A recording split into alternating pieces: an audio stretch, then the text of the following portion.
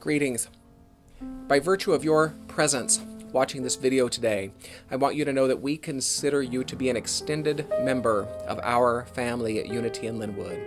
We believe that you are an individualized expression of that one creative impetus which stands behind all life, and as such we celebrate the uniqueness which you are, and we celebrate our unity with you. We are glad you're with us. Good morning, Unity in Linwood. And good morning, Unity in Linwood. And good morning, Unity in Linwood. I trust that in every good way you are indeed awake.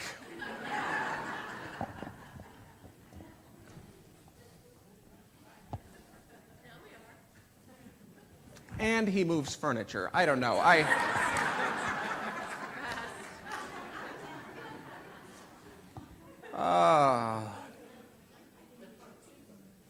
I think we should keep him as well. I think we should keep him as well.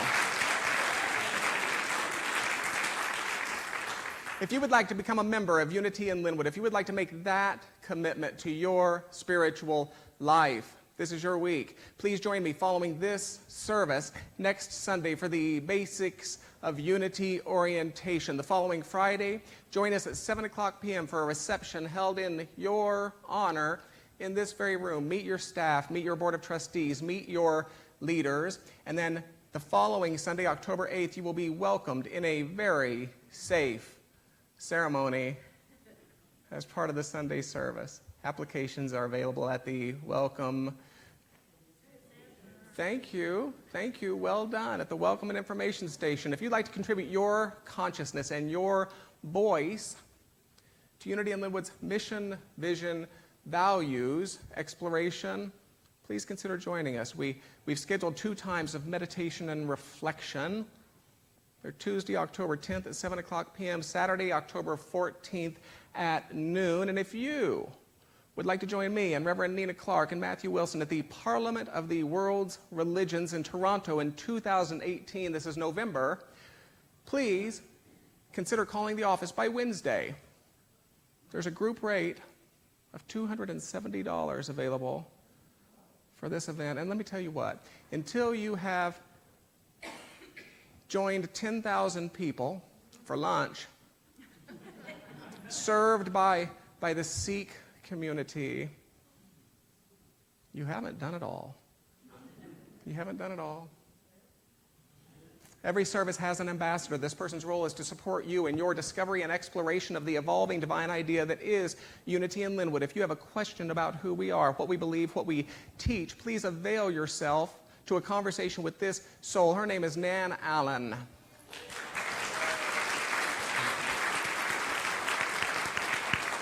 Practical spirituality, welcoming community. It is our admittedly short but expansive mission statement. Take a deep breath. Every week I like to support this with one of the 6 bullet points which we developed in late 2014 with your board of trustees. See if this is a position in consciousness, a divine argument, a spiritual value, if you will, with which you can align. It reads as follows. We teach the unity of all life, transcendent of culture, era, religion, or lack thereof. You good with that? Let's begin. I am. I am now. And you know, even if we just stopped right there, if we could master but those 3 words, right? I am now in the presence. I am now in the presence of pure being. And immersed in the Holy Spirit of life, love, and wisdom. I acknowledge your presence and your power. O blessed Spirit. In your divine wisdom, now remove my mortal limitations. And from your pure substance of love, bring into manifestation my world. According to your perfect law.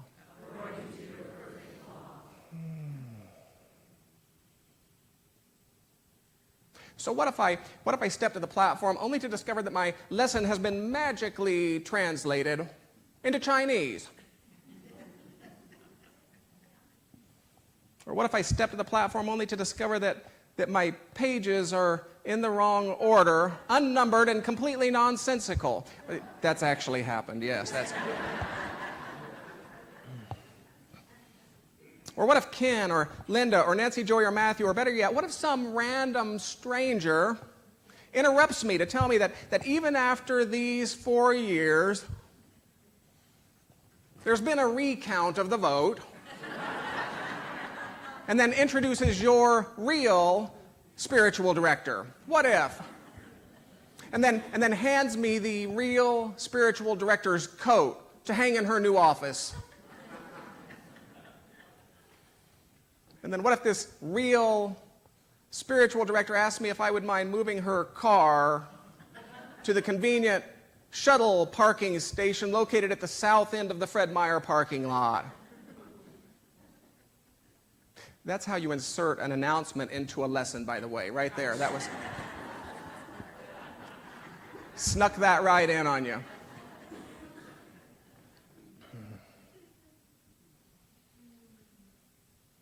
What if this real spiritual director calls me Robert, or Rick, or Ricky? Thank you, Nancy Joy. Or what if I step to the platform only to discover that every last soul of Unity in Linwood decided on the very same Sunday to worship at All Souls of the Sacred Seahawk?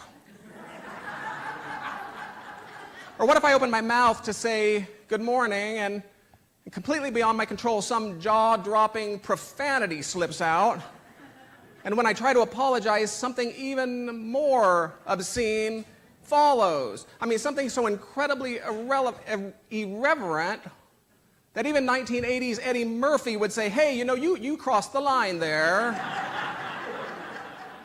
You crossed the line there. I mean, dude, that's in really poor taste.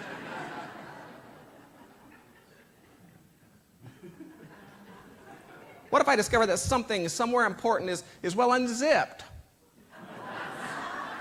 And that it's too late to do anything about it?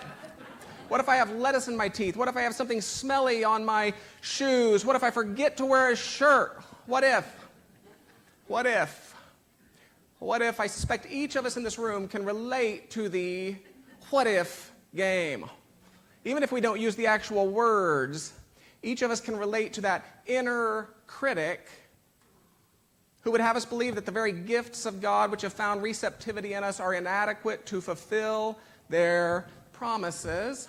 Each of us can relate to an outer society which would chain us fast to our respective histories, to our predictable roles. Each of us can relate to those smallest of minds which would sway us from any but the smallest of dreams.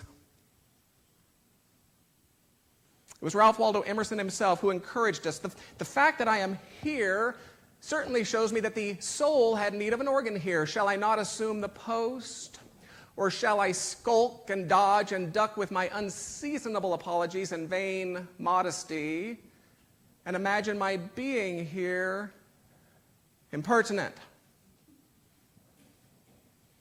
I believe Emerson just as easily could have said, if we must play the what-if game, then let us play it to demonstrate the richness, not the smallness, of the possibilities which surround us. Let us play it to prove the deep, not the meager resources which have been placed within us. You see, in its typical application, the what-if game is best described as the misapplication of human imagination toward the lowest possible outcome to any situation. Would you repeat that back to me, please? At Unity in Linwood, my challenge to you is to adopt an atypical application then. My challenge to you is to play the what-if game so boldly, with such abandon and vigor, that at the end of all things, anthropomorphic God himself would say, wow, great match. Great match. In other words, my challenge to you is to consider the question, what if the gifts of God, which have found receptivity in us, are more than adequate to fulfill their promises?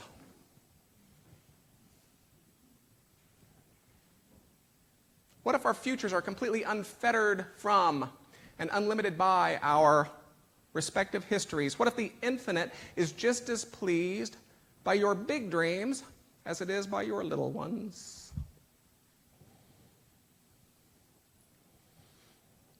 It was 4 years ago, our anniversary. It was 4 years ago that we asked some powerful what-if questions in a lesson entitled Beginnings and Possibilities. I'd like to share a few with you. We asked, what if Unity in Linwood becomes a destination for an adult education program offering classes such as the Essential Fillmore, A Life of Prayer, the Bible Again, Metaphysics, the Teachings of Jesus, World Religions, the History of New Thought, Emerson and the Transcendentalists, a 60-week prayer practitioner class? What if Unity in Linwood becomes a destination for an adult education program grounded in the tried and true principles of our history, but extended to enroll and embrace the Chopras and the Beckwiths and the Tolles and the quantum physics, the God particles, all that our collective evolution has made available to our awareness? What if? After all, I have to believe that the Fillmores themselves would be quite horrified at the all too common implication that theirs were the final words on capital T truth. You understand that these were open at the top thinkers, open at the top teachers who inspired and taught open at the top students. The evolution of spiritual understanding is just as appropriate as the evolution of scientific understanding. We ask, what if Unity in Linwood becomes a destination for a youth and family ministry in which children are presented with spiritual ideas in age-appropriate and dynamic ways by well-trained, well-supported teachers in a safe, positive, inclusive, and empowering environment? Yeah, that one's gone particularly well. We asked, what if Unity in Linwood becomes a destination for a music program in which a pianist and a singer from the Midwest, a few band members, and a killer choir simply stand to center for countless vehicles for inspiration and divine activity, vehicles representing virtually every world, culture, and genre? We asked, what if Unity in Linwood becomes a destination for a creative and innovative program to include such events as a pet blessing ceremony? Which is next Sunday, by the way. I understand we have pets today. Is that correct? I'm happy to bless pets following this service. I'm happy to do that. A book study in which interested parties brainstorm in my office every month for an hour or so on the brilliance of Ruiz and Fillmore, Goldsmith, Holmes, in which we ponder the implications of my favorite character, Seagull, who simply refused to accept that life's purpose was limited to the mundane and pedestrian pursuit of daily sustenance, who instead began to seek, to practice, to learn, to realize higher truths for himself and for all those around him. We ask, what if Unity in Linwood becomes a destination for creative and innovative programming that returns every January to the basic tenets of unity and the new thought, ancient wisdom, tradition itself, a back-to-basics pursuit with which to kickstart the calendar's new beginning? We ask, what if Unity in Linwood becomes a destination for a dynamic small group ministry? Just wait and see what's coming for you in October, which facilitates affinity groups and learning groups for the many needs and desires of a growing community. What if? A small group ministry in which well-trained, well-supported facilitators provide vehicles for countless common interests, such as being single or gay or senior citizen or short. What if Unity in Linwood becomes a destination for a dynamic small group ministry which provides every individual countless opportunities to develop meaningful, authentic relationships with other individuals, regardless of how many people attend services on a Sunday morning? What if Unity in Linwood becomes a destination for outreach efforts so principle-centered that these very faces can be seen in every corner of our community? What if Unity in Linwood becomes a destination for a prayer ministries so steeped in principle and love that no individual need navigate a difficult time alone? What if?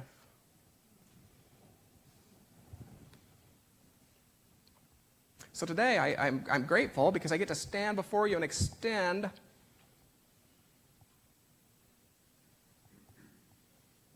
the result that we have this elementary program led by Michelle Focus and Stacy Bailey. We have a Uniteens program led by Kate Herlocker. We have a YOU program led by Dina Clark Willingham and John Pravetti. I'm so grateful to extend a youth and family ministry led by a dynamic faculty who even now answer the challenge to explore and present a dynamic, relevant, and quality curriculum to every one of Unity in Linwood's youngest members.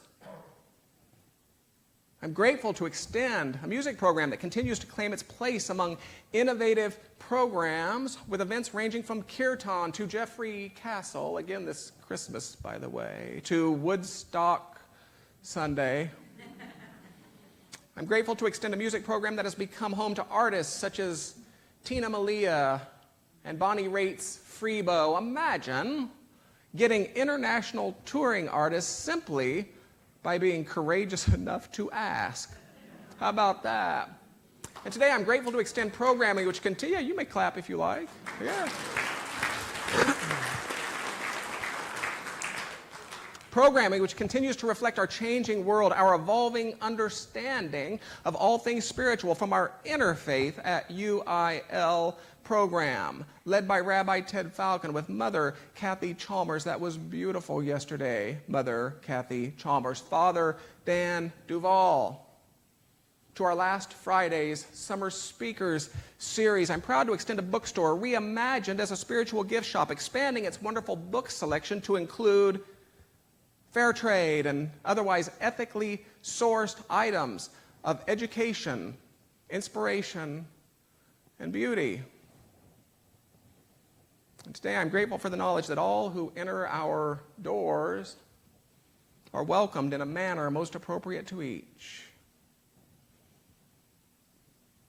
I listened to stories yet again just this past week of a community whose members would flip the chairs forward to prevent strangers from sitting in the name of friendship, in the name of love. I'm just going to let you sit with that for a second.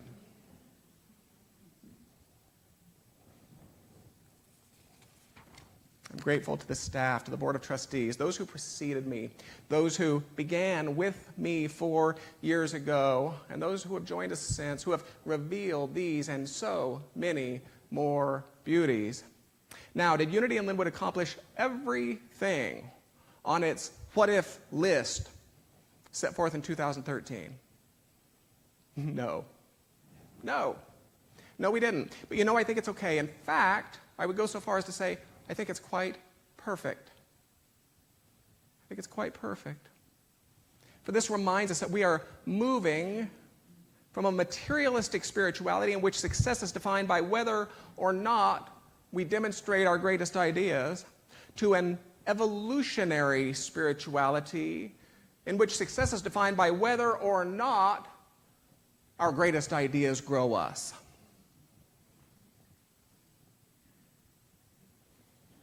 I have to believe that the late Wayne Dyer offered the same idea, and I quote, "Motivation is when you get a hold of an idea and don't let go of it until you make it a reality. Inspiration is the opposite. When an idea gets a hold of you and you feel compelled to let that impulse or energy carry you along. You get to a point where you realize that you're no longer in charge, that there's a driving force inside you that cannot be stopped. Look at the great athletes, musicians, artists, writers. They all tap into such a source, end quote. Quite frankly, I think the human creature is far too fascinated with destinations. We think the path exists to compel us toward the destination, when in truth, I think the opposite is more true. The destination exists to compel us onto the path. I like to think that this is what the rabbi meant when he taught that without vision, people perish. Rather than an over there, out then meaning having to do with others who exit this plane of existence, I like to think that he was speaking about the souls right here who perish to the expectations of society. I like to think that he was speaking about the souls right now who continue to perish to the lies of childhood. I like to think that if he were teaching today, he might say something akin to, without vision, the people will just stay in their lazy boy recliners. Or without vision, the people will just regurgitate the humdrum fodder of yesterday's partial understanding. Or without something of a destination, people won't even step onto the path of growth, development, and unfoldment. And I think that's the opportunity before each of us today. For you see, we're all here to play the what-if game.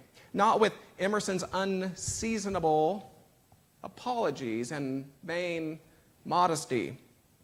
Not with self-condemnation and the false glories of small-mindedness. I believe Emerson would assert that each one of us, individually and collectively, is here to avail ourselves as vehicles for the amazing ideas and grand possibilities which press for expression through us.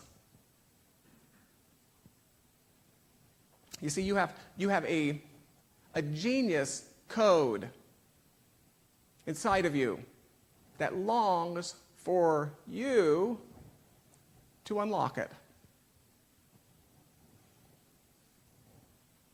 And it takes no small amount of courage. It's a classic quote. You've heard it many times before. I've spoken it. It was offered by Marianne Williamson, who said, your playing small doesn't serve your world.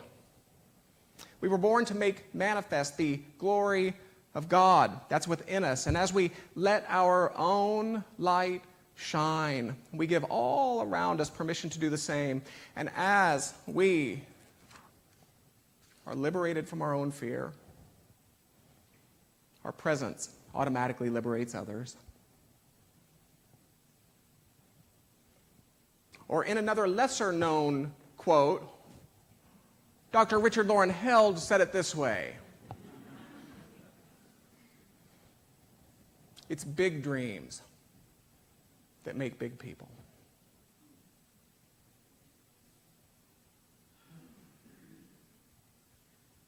If you are new to Unity, if you are newer to Unity, we close this portion of our morning with a time of reflection, with a time of meditation. It requires 4 or 5 minutes. So if you're comfortable doing so, feel free to take a deep breath. Place your feet on the floor. Make your body comfortable in whatever way suits you. If you're comfortable doing so, you're certainly welcome to close your eyes. Not that we would turn our eyes from the truth, but that we would close our eyes to the world of effects, that we might come together and know something of a higher truth.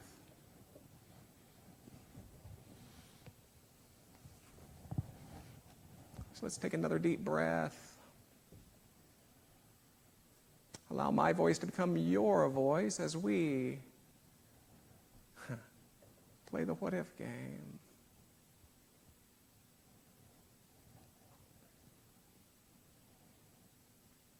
What if? What if? A world in which all children and all animals are cherished. What if that?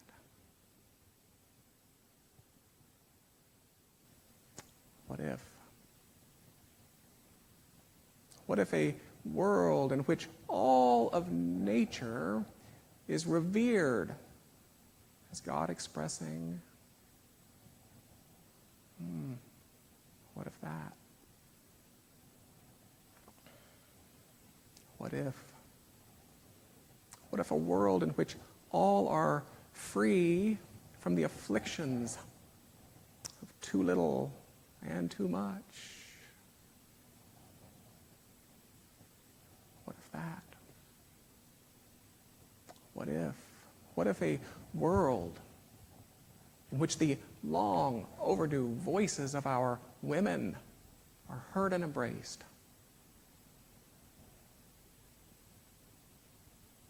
What if that? What if? What if a world in which our faith traditions don't just get along but come together in a universal brotherhood, a universal sisterhood, in collective support of something of a great awakening? What if?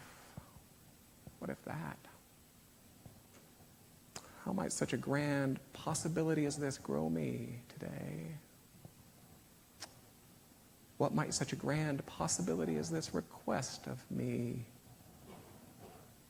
today? May it be so. So be it. So it is.